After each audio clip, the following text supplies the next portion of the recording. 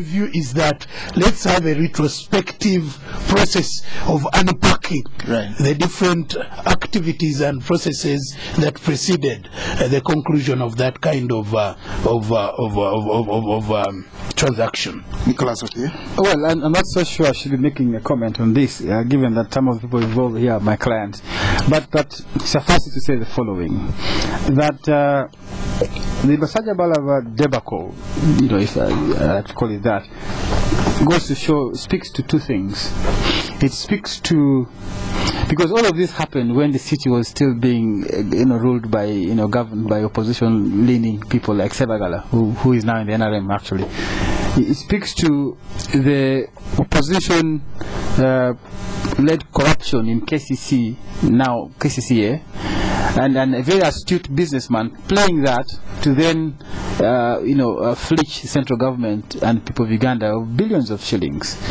For me, I've never seen an intersection of an opposition inefficiency in KCC, now KCCA, and an astute businessman plus some incompetence and glaring oversight on the part of people in central government. Because quite clearly the contracts or the offer for all these markets and land to Assam Sajab Palaba was clearly irregular. Was done under the watch of people like Sebagala, who are in the opposition. Actually, they may have influenced these decisions. Yes, they may have influenced them. So, I mean, look, you can see that the question of competence of these opposition members who were leading KCC at the time need to be put in question. But also, secondly, on the government side, how do you, as the Attorney General, as the Solicitor General, as people who advise government, sit and let all this happen, I mean, under your nose? I think it is completely unfortunate that this has happened. And I think that if we need to put an end to this, we need to call to order the Attorney General. We need to call to order the people at Bank of Uganda who allowed these payments to be made. I think that it is completely unfortunate. And if you want to bring an end to it, we must punish everybody involved, including people who cleared these deals. Even those who led the KCCA? I think so. Actually, that is turning out to be the kind of legacy that the opposition left in Kampala. Yeah. All right. Well, let's move on. Let's talk about sugar. The cheats seem to be coming back. President Museveni said government officials should not deal in sugar because they were selling cheats to manufacturers, so friends of theirs and maybe their own, private family members should get sugar. What is the right thing to do? Otahifire says the president has no business directing him how to do his business. What do you think is going to happen, Honorable Sebalu? Yeah, the president may have done that with very good intentions to see that he protects the interests of his ordinary people, not to suffer very high prices of sugar. But I think I thought he had just said that NRM farms will be responsible for distributing. Yeah, he had said that. But I think when you look at the general economy and the way it is run, this is a free market economy. Yes. And in a free market economy, you can't dictate who does what and who does what. So I think we need to uphold the policies that we put in government and follow them, but create an environment that ensures there is discipline in the way people transact in business. Because personally, I don't see anything wrong with a politician selling sugar within the law and without exploiting the people, because even the businessmen who are non-politician they are much more profit-driven than even some of the politicians that may be engaged in. So at the end of the day, let's do our things right in terms of our policies, in terms of ensuring that the regulatory arrangements are thorough, and those that are given the responsibility to supervise the trade regime do their work. Otherwise, this is very difficult to implement, because even the politicians that may be dealing in it, I don't think Otafire will go in a warehouse and stay there the whole evening supervising his. They do it through their proxies, business associates and partners. But I think if people are doing their business and doing it well and doing it according to the law, I don't think there is any business that we should lock out from politicians as long as they are doing it according to the law. How does it tie in with the president's statement previously that NRM companies should be into the business so prices can come lower? I personally I wouldn't agree with that. I think we just need to create enabling environment for all to trade in a fair way without using underhand methods of trade. Actually, we should encourage all people to do business fairly and in a manner that is mutually beneficial to all. Because if we go into business as a party and saying we are the ones doing this and that, it may create bad blood even within business. We should leave business out of partisan considerations. Let business people support our economy. Let them give us the taxes, and we use the taxes to manage infrastructure and other requirements. Our role should be to put in place the regulatory framework and let the business people do their thing and do it well. Nicholas? Well, Edmond, President Museveni is a very interesting character. He was at one point distributing land and said, give this land to so and so, give this land to so and so. He went on to try and give away forests. Now he's trying to give away sugar. He's the one distributing who should sell sugar, who shouldn't sell sugar. I think that speaks to the lack of clear response to the crisis this country is facing. I don't think the president is or has come out as clearly as possible to explain himself. His explanations, his public addresses on this matter have been, for lack of a better word, contradictory and not firm.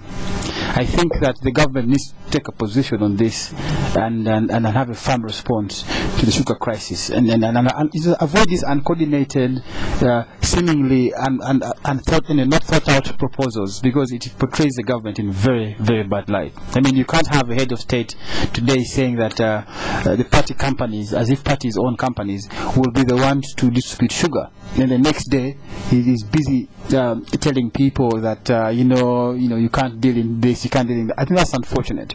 But secondly, and I want to agree with the Honorable here, that we are running what we call a free market economy. If we are running a free market economy, let the rules of the market play. The role of the government should, I think, in my view, be in ensuring that systems that would check otherwise unscrupulous people in government dealing in sugar should be the one allowed to sieve them out. Because in the absence of a functional system to sieve out thieves, to sieve out people who use their offices to influence sales, distribution of sugar, even if you stop them from selling sugar, they will still influence this through their friends. So I think that the president needs to emphasize more about having the rules of the market play, in its true sense, as opposed to having directives from the president. Because I think the president needs to deal with other bigger things. I mean, you have a minister, not sugar, you have a minister of trade, What is she doing? If the president wants to be the one to direct sugar, he wants to be the one on forests, he wants to be the one on land, we need to allow institutions to work. Our emphasis as a government should be to ensure that the systems put in place. Although that one, I think he cannot detach. He cannot detach himself completely from those issues, because he's got a mandate of all Ugandans to give to guide the country and give directives and also give direction where the country should go. Exactly. But maybe going in the details is what you're talking about. But exactly. The responsibility of steering the governance of this country and managing the economy largely lies in his hands, because even the ministers, the ministers do serve on his behalf. It does. And they're using the mandate. He has put up a team together, which I think he needs to trust to do their work.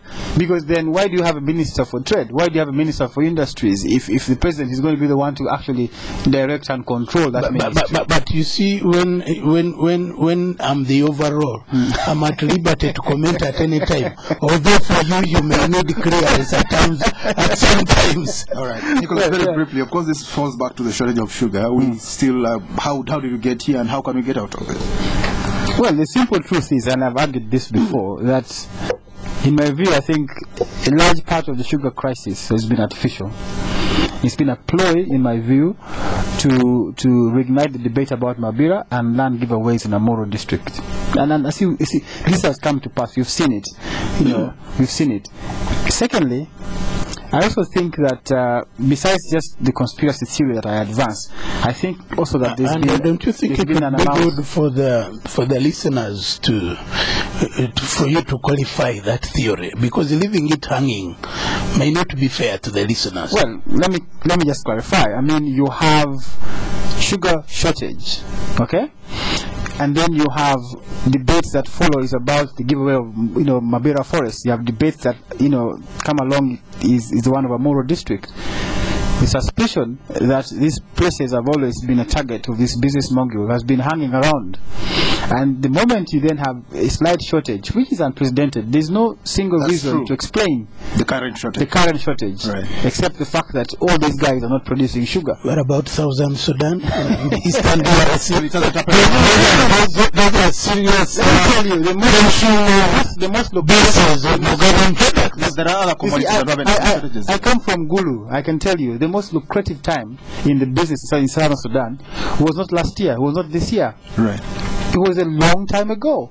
In fact, right now, the business volume going to South Sudan has reduced significantly. So it can't explain the shortage of sugar. But secondly, I can tell you, and I had this discussion with a senior engineer at SCOL. SCOL has a capacity to crush 2,000 tons of sugar a day. 2,000 tons of cane? Of cane a day. Yes. So sugar cane is rotting in the fields from outgrowers and from SCOL itself. Now compare that with Madivani in Jinja. Yes. That has a minimum capacity to crush 6,000 tons of sugar a day. And Lugazi is bigger than Mabira. It's bigger than Mabira. So you can imagine then that this guy who cannot crush enough sugar in a day wants more land to plant more sugar. I don't think it adds up. And besides, let's not lose the fact that they grow literally the same cane. Exactly. And Lugazi is much bigger than Kachira. Exactly. And it's not producing as much sugar. So you think it's really engineered. But don't you want to look at the situation of Uganda being sustainable in sugar production? Well, I leave that for you. For me, my conspiracy theories have advanced, have supported it. Of course, the other question that people ask, the president has insisted he still wants Mabira, even though there's Sango Bay and Bunambobi in the east, alternatives that were given to him. Why would the president not take up these plots? He's taken them up. Actually, he was saying the other day, actually he was mentioning all those that you are mentioning, and at the end of the day they don't give us the critical mass in terms of production capacity. Sango Bay is 16 times the size of Kachira, so it will give us... But the quality of the cane is also an issue. Still, even with the same cane, it would be 16 times as much as... I don't want to argue with you. You seem to be a sugar expert. No, I don't want to go into the scholars have also argued, and I've seen these lecturers from Makerere University arguing this, that perhaps the argument should not be about the increment of size of land to grow sugar, but rather the scientific method of growing quality sugar cane. And I subscribe to that view. I think they need to look more in even the quality of the cane, because there are certain qualities that use small acreage and can yield good results. So there are all those on the table. They need to be looked at, but I think it is critical that we are sustainable in this area of production. Yeah, our returns on sugar are very low. We have 1 to 10. International, other places 1 to 6. Let's look at the Inspector General of Police says he's discovered that A4C has terrorists in its ranks. Nicholas. Well, the best thing can do is laugh at the Inspector General. I think that it is the most ridiculous thing for one to say. Because, you see, the police has a duty to protect this country. He knows exactly how many numbers went for training in Afghanistan. He knows when they came into the country. He knows where they are. he hasn't picked them up. And he comes to a press conference.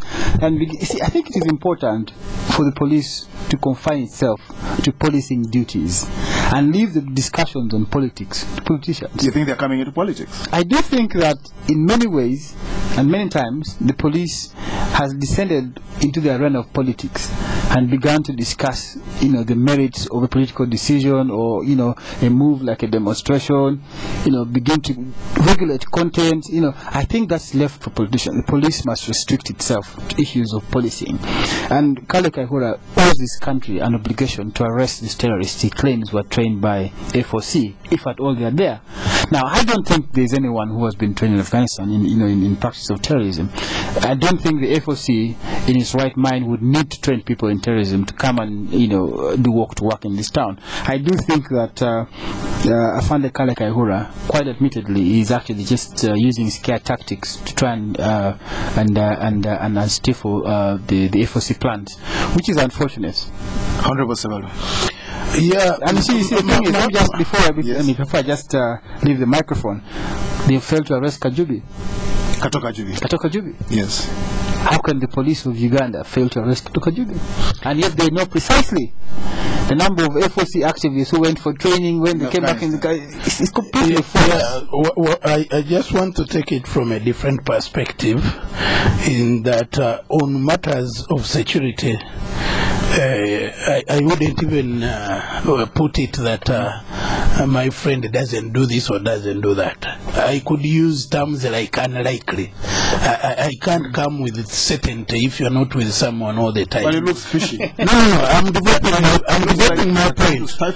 I'm developing my point because the FOC could easily be very innocent.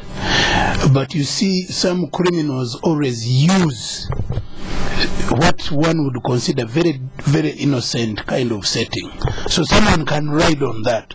But I think the best thing that Kaihura could have done would to use the due process of the investigative machinery of the country, assemble the necessary evidence, and that should not have appeared on a radio station or in a news conference. It should have been in a court somewhere saying, look, the prosecution has this kind of evidence because of this. So I agree that pronouncing something like that in a press conference creates doubts in terms of the seriousness you are attaching to it, given that you have the instruments of investigating and forwarding to the law. I think as a lawyer, definitely he should have aligned these people before. Let me just expand on the point further.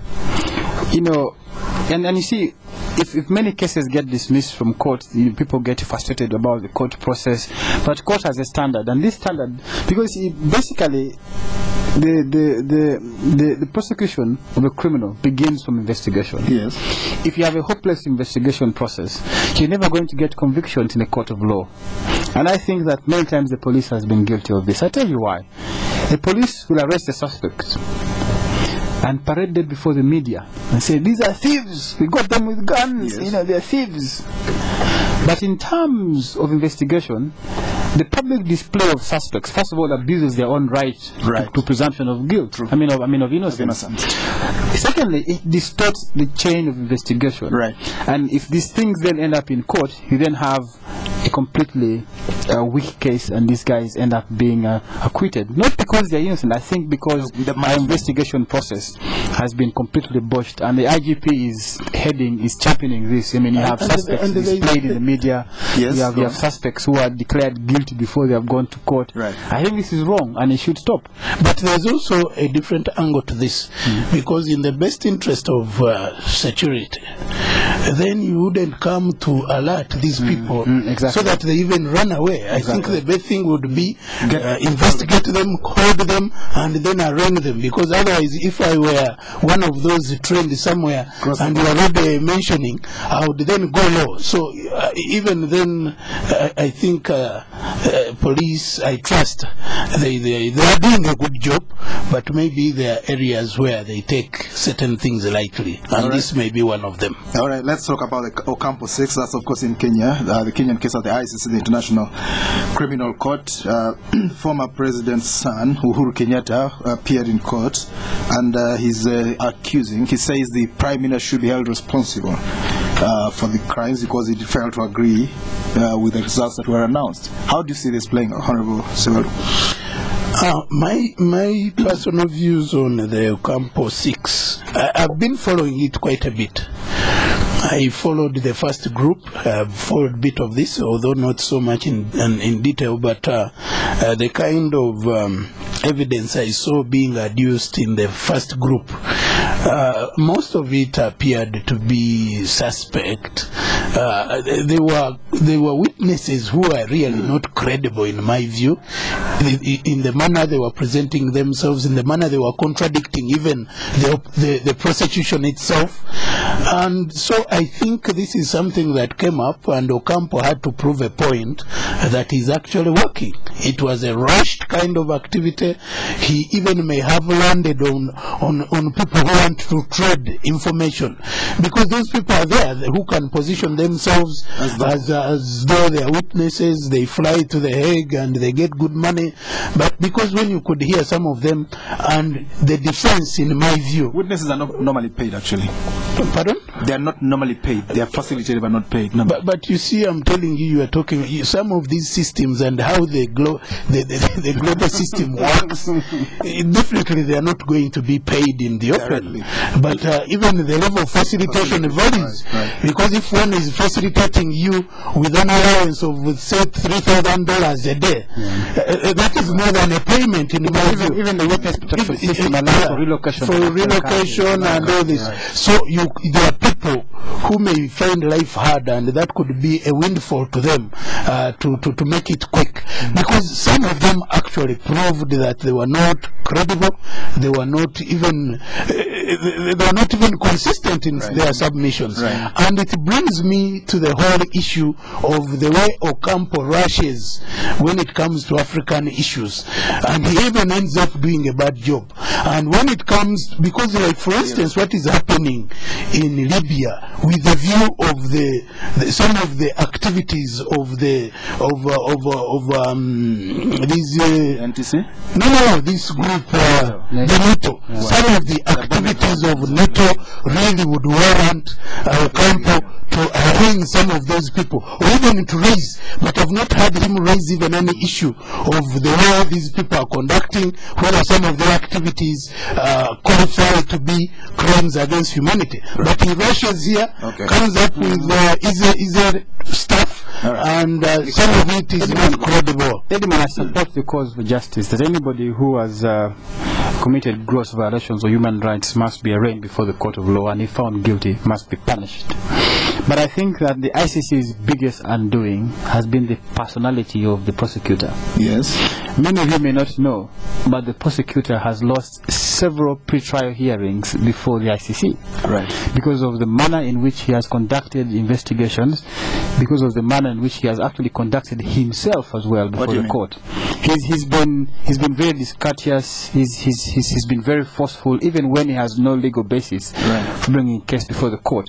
And there have been several incidents. And the thing is, I'm very glad that at the end of this year, the state parties are having to choose a different prosecutor, having to ask to choose different judges, because I think that we must learn from the weaknesses of Ocampo, and begin to move forward. Because I think that what happened in Kenya, in my view, will not ordinarily should have ended up in the ICC. Right. I think it is complete political posturing. How should they handle it? I think it is complete political posturing. I think what they should have done is engage a national process, because the ICC is never going to resolve the process in Kenya. And even what we are saying, some of us, that we should expand the jurisdiction of the East African Court of Justice, which can then deal with some of those issues beyond the national borders. But to add to what Nicholas is saying, if you hear Ocampo talk, he's more politician than Just before we go, very briefly, inflation at 28.3%. Honorable Sebalu, where are we going? What do you predict for next month? Definitely, it is not something good. The people at Bank of Uganda need to put their act together. Minister of Finance, they need to prove more why they are paid. Nicholas.